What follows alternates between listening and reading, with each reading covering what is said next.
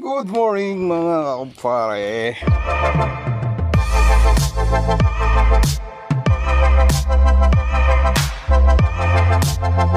Alright, today is another day. Alright, so panibagong recipe na naman for today.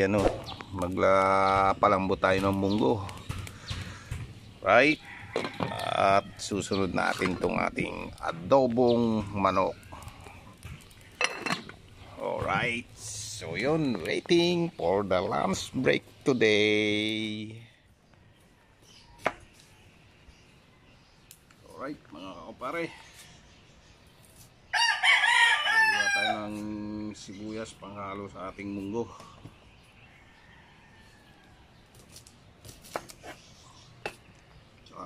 Haluan natin ng patola mga kapare. Yan o, dito lang kami kumukuha sa aming likod bahay. May tinanim tayong isang patola dito na namumunga o. Sakto, sariwa-sariwa to. Masarap ihalo sa munggo to mga kapare.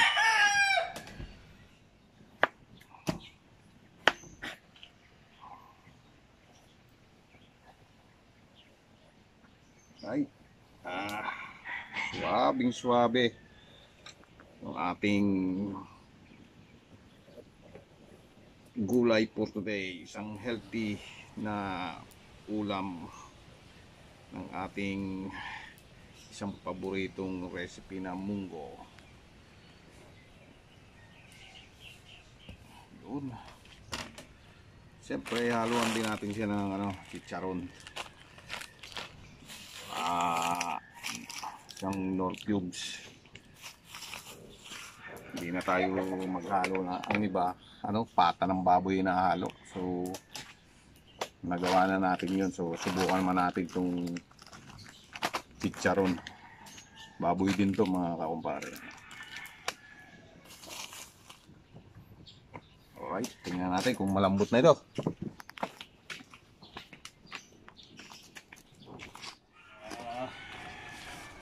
Ating handog dito.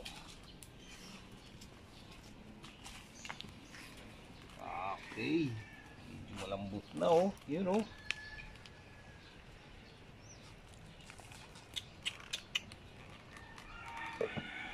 Alright, mamaya timplahan na natin yan.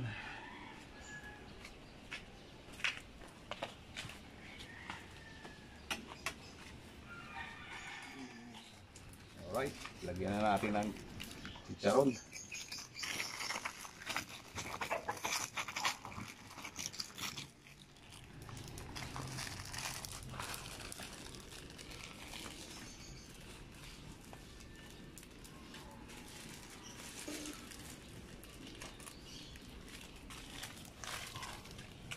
Yan ang isa sa pinakamasarap na luto sa munggo mga kakumpare. Yan o, munggo with patula. So meron din tayong malunggay. Yan o, yung malunggay natin, kaso lang hindi na ayaw ko nang lagyan ng malunggay. Marami na tayong sahog. So okay na itong patola with chicharon.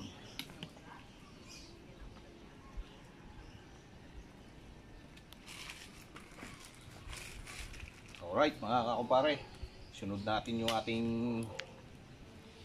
adobo. Ayan o, luto na yung ating munggo. Sunod na natin yung ating... Alright, so yun mga kakumpare, luto na yung ating adobong manok. Ayan. So okay na, kompleto na ang ating recipe for lunch for today. Yan ang ating munggo. Right.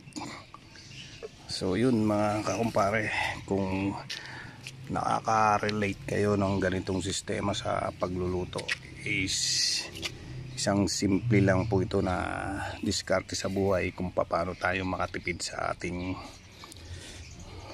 hindi na tayo gagamit ng gasol. So kung may pwesto kayong ganitong lugar, is pwede naman po tayong maggawa ng kaunting kaalaman sa buhay para makatipid tayo sa ating budget. So kung mayroon kayong mga kahoy na kaparehas niyan, mga nakukuha namin sa mga paligid ng mga bakanting lote, iniipon namin yan mga kakumpare.